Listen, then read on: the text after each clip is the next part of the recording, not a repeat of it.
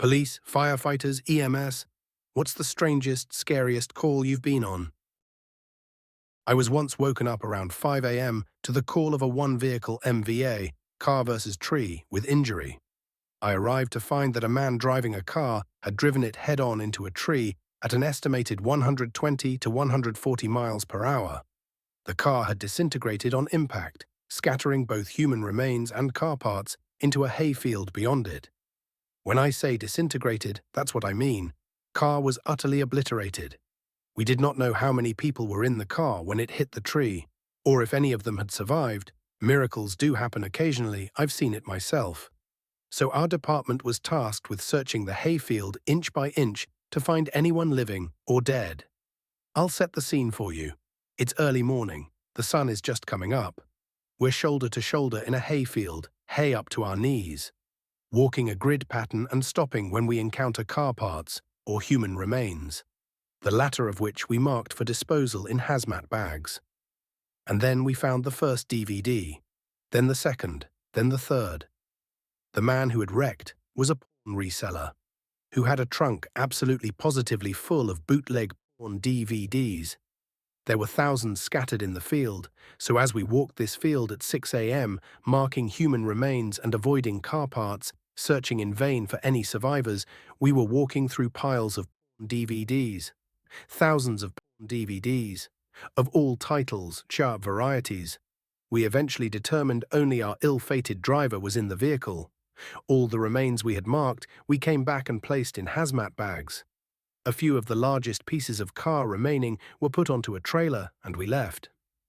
Nobody touched the porn. To my knowledge, there is still a hayfield in southern Mississippi that is absolutely full of old bootleg porn DVDs. I occasionally think about this man as I get older. Why did he have so much porn, and where was he going with it in such a hurry? Tragic house fire. My dad was a major city police detective.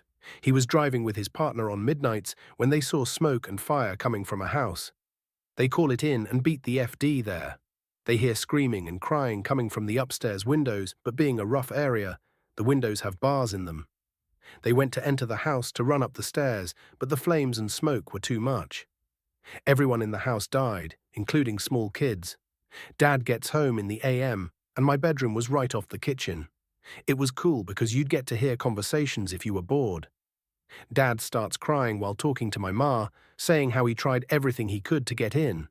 But they couldn't get to them. Said hearing those kids screaming and crying wrecked him.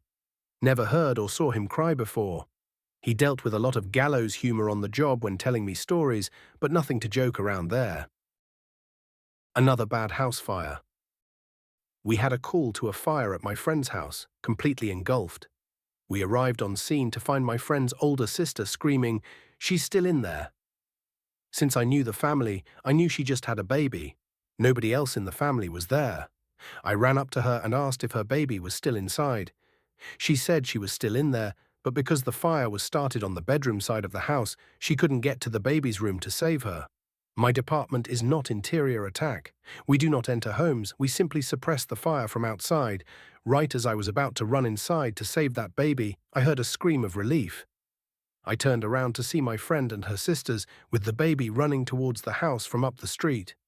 My friend had taken her niece to get ice cream and didn't tell her. The fire was started just after they had left for the gas station and was fully engulfed by the time they got home. They lost everything, but I'm so thankful they took that baby.